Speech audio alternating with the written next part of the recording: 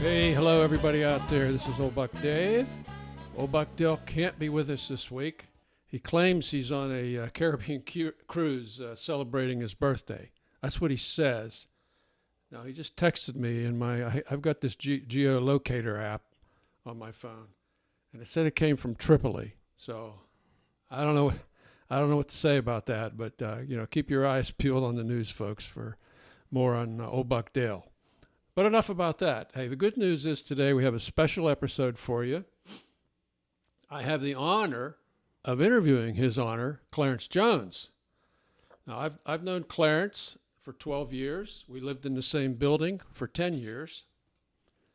And so I'm going to give you a little bit of background on Clarance before we start talking. He was a judge of the Superior Court of the State of Connecticut. Prior to being appointed that judge, he was served as an attorney in public interest firms and also a partner in the law firm of Jones, Turner, and Wright. He served for 20 years as a judge of the Superior Court. He was appointed by the Connecticut Judicial Selection Commission for appointment to the Connecticut Appellate Court. In addition, Clarance Jones is a circuit court mediator certified by the Supreme Court of Florida. Clarance is a graduate of Tuskegee Institute, Tuskegee University, and the Howard University School of Law. Now, in addition to being a Connecticut Superior Court judge for 20 years or so, he managed to squeeze in teaching some courses at Yale and some other easy stuff. He retired, but he's not retired the way I see it, as he now runs Jones Mediation, which deals with the cases for mediation and arbitration. He's received awards for excellence in mediation, as well as the Thurgood Marshall Award for community service. Now, I could go on, but I'm going to put a link to his website in the liner notes because I want to talk to Clarance here and find out more about his very interesting life and career. So welcome, Clarance. Hello, Dave. Good morning. Good morning. Great to see you here. I'm glad you could do this with us. Before we get into the details of your career, Clarance, anything that you want to elaborate on that intro that I gave you? No, I think it's pretty accurate. You think I covered you pretty good? Yes. I got it from your website, so it had to be pretty accurate. Yeah. Okay. So, hey, before we get into the details of your career, tell us a little bit about your family. My family, I have a very wonderful family. My wife, Maureen Jones, is a delightful and very helpful person. I will second that. Thank you. We have 3 adult children, and we have 4, I guess they're newly adulted grandchildren, one of whom is in law school and doing very well, and they're all doing very well. Another is graduating from Hobart Smith this week, I think. Yes, this week. Oh, congratulations. Yeah, and another one who is a special assistant to Rush Hospital in Chicago. Oh, nice. So we've got carrying on the professional careers here. Yes. That's great. Yes. And everybody's happy and healthy. Yes, we also have a son who's a lawyer. Ah, and okay. Also, the tradition also, lives. Okay. And also another son who's a supervisor of special projects for a particular cheese company. Okay. Mm-hmm. So you're covered here. Yes. You're covered. You've got they're out there working everywhere. That's interesting. That's great. That's great. Oh, and also we're going to talk a little bit later. I'm going to mention it now. He also found time to write a book. At least one book, I know, and I've read the book. It's a real interesting book. We'll get into more detail on that later, but I just wanted to give everybody a heads up that that's part of his career as well. So look, let's talk about young Clarance, or even before there was a Clarance. Some of our listeners know that my family, my father's side of the family, came to the U.S. in the mid-1800s from Germany, and my mother's parents came from Ukraine around 1910. So I suspect your family was here before that. What can you tell us about your ancestors, your family history, Clarance? Sure. In terms of long ancestry, the people who were related to me came by ship, but not by any luxury ship, by a slave ship. This was a time, during the time when slavery was a big commercial ongoing enterprise in the world. So some of my relatives came by that ship. I was born by cesarean. My mother died during the birth. Your mother died. So I didn't get a chance to have her. Mm-hmm. But I was raised by my grandmother in Montgomery, Alabama. I was born in Cleveland, Ohio. My father married my mother in Montgomery, and they went to Cleveland. And while there, she gave birth to me and passed away. She was 22 at the time. Wow. But she was also an educated person. She had a teaching certificate mm-hmm. from a university in Montgomery. Mm-hmm. It was a segregated university, segregated schools. Uh-huh. And I was raised by So my then you were raised by your grandmother. Yes. Could you tell us a little bit about young Clarence and what it was like being a youngster, being raised by his grandmother in She was just deep South Alabama? She was just a wonderful person. I was raised in Montgomery, Alabama. And as you may know, Montgomery has quite a history, from the bus boycott in 1955 to the march from Selma to Montgomery. There were 25,000 people in that march, by the way, protesting the lack of opportunity to vote. And you were a young man at that time. Yes, I was 12 at the time. No, I was 12 at the time of the bus boycott, and I was 22 at the time of the march. The march, right. Mm-hmm. And the bus boycott was championed by the Montgomery Improvement Association, an association of ministers and civil rights leaders led by Dr. Martin Luther King. King had come over from Atlanta to be president of the group, and also he was the chief preacher for the Dexter Avenue Baptist Church. Mm-hmm. In fact, that reminds me of something. We being some people who were out protesting, we were in the church one afternoon. Dr. King was speaking, and Reverend Abernathy, his assistant, also was speaking to us. It was a group of minority people, black people in the church. And there was a commotion outside the church. Some tear gas we felt coming into the church. And Dr. King went down into the basement of the church and called Robert Kennedy, who was the Attorney General then? Attorney General at the time. Right. Okay. And Reverend Abernathy told us while King was downstairs, he said, King is talking to Robert Kennedy now, and I want everybody in the church to sing Leaning on the Everlasting Arms of Jesus. And if you believe in that, Jesus will get you home. Well, the telephone call that Robert Kennedy made resulted in some armed people, officials, escorting us out of the church and allowed us to get home that day safely. Wow. So you were right in the middle of that history. Yes. You were right in the middle of it. King lived about a mile and a half from me in Montgomery, Alabama, when his house was bombed. What else did you feel growing up as a young black man in Montgomery? Sure. I mean, we know obviously the segregation was horrendous, but what affected you personally?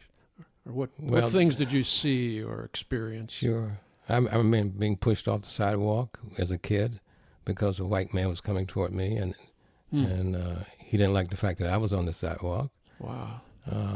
There was rumors of the Ku Klux Klan having a rally near Montgomery, and we had to make sure to stay away from that. The street that we lived on was unpaved, dirt roads, and that was not unusual. If you were black, you generally lived in a segregated neighborhood, and your streets sometimes were not paved, and ours were not paved. When did you decide that you wanted to go into the legal profession? Was this things you experienced as a young man and Yes. working with Dr. King and seeing the injustices there? Well, I didn't work directly with him. I was just in his presence. Well, you were in his presence, yes. right. There was a lot going on. There were the freedom rides, Yes. that resulted in a lot of bloodshed. And also, when I decided what I wanted to do with my life, I decided that I needed to get some education and also to try to figure out how the legal system worked. And that's what basically led me to law school, just to figure out how does this system work? How what can we be make done? this work better? Right? Yes. Yeah. Yeah. You did it all right. You've had a distinguished career here. You've seen a lot of cases, and so you became a lawyer first, obviously. Well, I went to Tuskegee Institute undergraduate, Uh-huh. and while there, I also participated with a group of kids who went over to Mississippi to participate in efforts to teach people not to teach people, but to encourage people to vote. Okay. Because at that time, voter registration drives. yes, there was a busload of us kids from Tuskegee Institute who went over to help in the Fannie Lou Hamer effort there to get people to register to vote. And I remember that being on the bus with these folks, and at the end of our tour, it was late at night, and we were supposed to go back to Tuskegee from Mississippi. From Mississippi, yeah. And the bus driver said, well, remember all the colored kids, you have to wait until the white kids get on first, and the white folks get on first, and then you can get the back. And we had to decide what to do. We could either protest in the blackness of this night in the middle of the night, Mississippi, or we can wait our turn to get on the bus. Yeah. So we waited our turn to get on the bus. That kind of stuff was going on. It was still going on. Yeah. So once you got your law degree and you went into legal practice? Yes. What kind of cases did you handle primarily? Okay. Initially, I received a fellowship to work at Legal Services. It was a national fellowship. There were 100 people chosen that year. So you were one out of 100 in the country. Yes. So and I worked at New Haven Legal Assistance Association in New Haven, Connecticut. Mm-hmm. I stayed there working for that organization for 5 years. And then I worked for the Civil Rights Organization, NAACP type organization, for 8 years. And then I left that and I went into solo practice for a year and then started a law firm.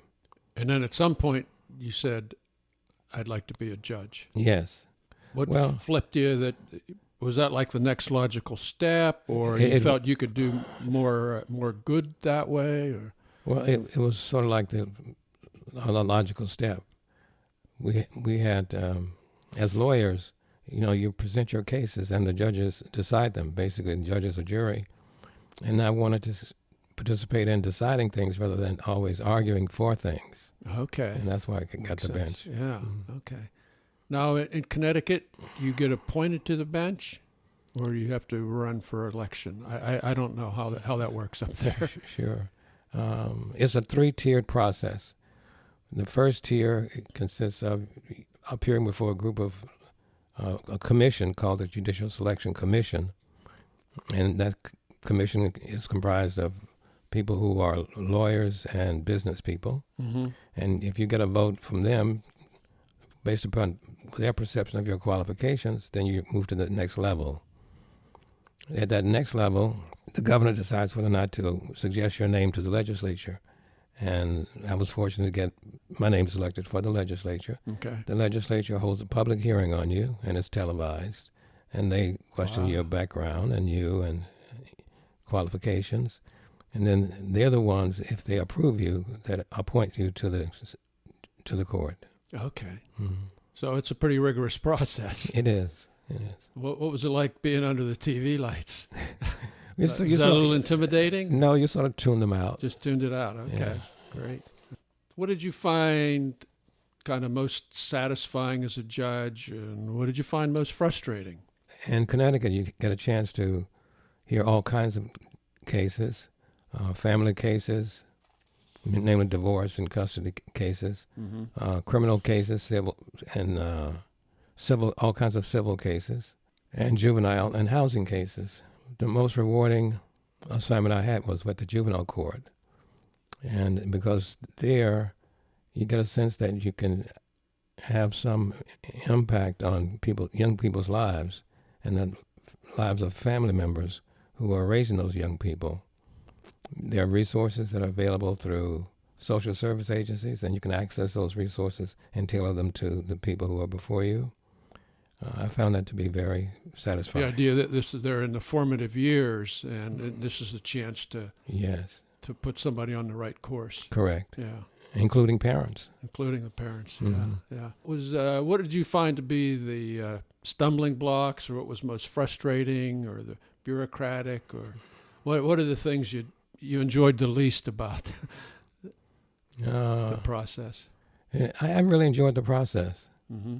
Yeah, I really did. You toughed it through anything that. Yes. Yeah. Yeah. Okay. I mean, there were some difficult cases in the family law area, for example. Could you share a couple of those Sure. cases? Sure, there was one case in which the mother of a child, a very stable family, middle-class family or upper-middle-class family, the mother of the child that gave birth to this child became schizophrenic as a result of the birth, and there were experts who testified to that.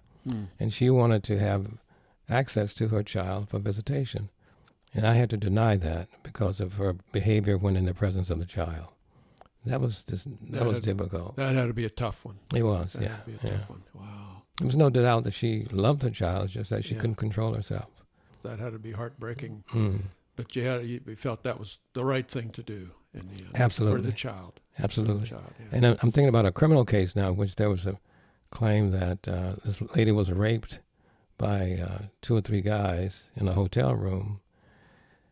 And it was a jury trial. And I presided over the jury trial. The jury acquitted this person and acquitted 2 people. And I thought, had I had a chance to decide that case myself, I would have found both of them guilty. You would have decided it differently. You would have found them guilty. Yeah. What can you do? So that had to be one of the frustrations then. Yes. Yeah. Yeah. Now you saw a lot. So you saw a lot of juveniles going through the system here. Mm-hmm. Did you recognize any traits or behaviors on these children? And it would said that it's like, oh, this kid's going to make it, or this kid's going to have a tough time making it. What did you notice any differences? Well, the kids who ended up there generally were there because, in large part, they did not have a stable family. Some of the kids were actually doing the roles of parent. They were parentified children because the parents really had not parented them. And I think that a lot of the kids, at least I would say 80% of the kids there, were there as a result of not having had parents that properly raised them. That was a key indicator, Yes. or whether this person was going to make it or not. Right. It was a big factor. Yes. Whether they had 2 parents there Or one. or one even. Yeah. One parent even. Yeah. Okay. Well, I would just like to say that I'm really impressed with the jury system. The jury is it's like a small committee of the whole, because the jurors are persons who have the basic intelligence of the community as a whole. They have the basic values of the community as a whole, and they hear these matters and decide them. It's a democracy in a way, but it's a very important one. And I had this one case in which the jury had heard the case. It went on for a couple of weeks. It was a wrongful death case, and the family is accusing the doctor of medical malpractice. So, at the end of the case, I go back into the jury room, and I see diagrammed on the board all of the testimony, basically the summarized of all the testimony, experts and otherwise, and a diagram of the particular bodies of the organs in the body that were affected by this. The jury determined that he did not die because of medical malpractice. He died because he didn't take his medicine. So that was something. And he was a young man. He was like in his 40s with kids and wife. wow. So it's never clear black and white in these things. There's a lot of factors to, but I guess the point you're trying to make is if you get called for jury duty, we hope do so. your public service. Yeah. So I mentioned earlier that you wrote a book. Tell us a little bit more about the book that you wrote. I think it'd be interesting to hear. It's called Triumph, by Judge Clarance Jones. So if you go to Amazon, if you look up Judge Clarance Jones Triumph, it's the story of two young girls who start out in the juvenile system, and it traces their development through the early years, and also to the point where they become triumphant in their desire to live a healthy life. And I've read Judge Jones's book, and it really shows his intimate knowledge of the legal system, and some of the frustrations that these kids face going up against brick walls in some cases, I guess. Mm-hmm. Mm-hmm. Thank you. And when you're not writing books, you still have a business here, don't you? Tell us about that. Yes. You say it's part-time, but I really think it's full-time. Tell us a little bit more about Jones Mediation. It's a pretty interesting story here. New career. Oh, well, thank you. So it's Jones Mediation and Arbitration, and I do a lot of arbitration cases. I'm associated with the American Arbitration Association, and also with FINRA, Financial Industry Regulatory Authority. And I receive cases and preside over those cases. Well, what's the difference between arbitration and mediation? In arbitration, you're the sole person who makes a decision in the matter after you hear all the evidence and review all the testimony and documents. In mediation, you try to get the parties to agree to the outcome, and you meet with them, sometimes separately, sometimes together, in sessions with both of them present, and you try to set out a framework for the persons themselves resolving their issues. So you try to get a meeting of the minds. Yes. Whereas in arbitration, you make the decision. And, That's correct. And both parties live by the decision. That's correct. Okay. Mm-hmm. And so you have any interesting cases that you can that you've had as in Jones Mediation and Arbitration that you could share with us? No names given, of course. Right. I prefer not to. Okay. Because Okay. It's all confidential. It's all confidential. Okay. Yeah. All right. And that's the other thing. In mediation and arbitration, you're not supposed to discuss the parties or their claims. Okay. Fair enough. We don't want to get in any trouble here. So is the word retirement even in your vocabulary, Clarence? Oh, yes, it is. Somewhere out there? Yes. Somewhere out in the distant future? Yeah, I hope so. Okay. So you, what are you going to be doing when you're not arbitrating or mediating? Do you have any travel plans or? Yeah, fortunately, the retirement has created opportunities for my wife and me to travel a lot, and we've gone to a lot of places: Laos, Cambodia, Vietnam, Thailand, and. Okay. So do you have any special remembrances or special places amongst those places that you visited? Croatia. Tell us about Croatia.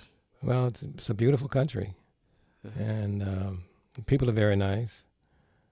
The buildings are striking, so we really enjoyed that. Well, I can tell you, my son and his wife went to Croatia on their honeymoon, and he would second what you're saying.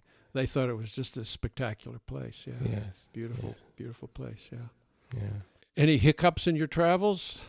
No. Thank God. Always worked. No. Oh man. So far, so good. You're lucky. You're doing way better than I am. I've had some episodes. Any parting words of wisdom that you want to give us? Anything else that you want to get on the record here, as it were, Judge? Yeah. It's just that, we're a wonderful country. We've got great laws to protect its citizens. We should be very respectful of other people's points of view, especially during these difficult times in America. Amen to that. Mm. Okay, those are good parting words from Clarance Jones here. So, thank you very much, Clarence. Really appreciated this opportunity to interview you, and this will give our listeners out there a chance to see what a fascinating and individual you are, and what a great job you've done with your life and your career. So thank you, Clarance. Thank you. Okay, that was a really great interview, fun interview to do. We're going to take you out with Blue Moon by Moby, courtesy of MobyGratis.com.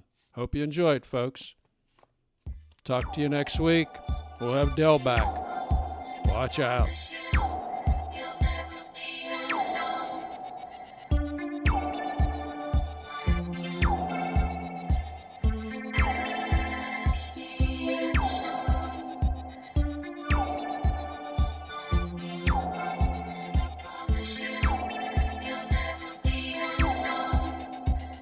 Stop the ends before they seem to take us up to where we've been. We see the leaves are falling now over stones we walked upon. We watch the city fall away, and it's born to rise again. My blue moon will follow suit.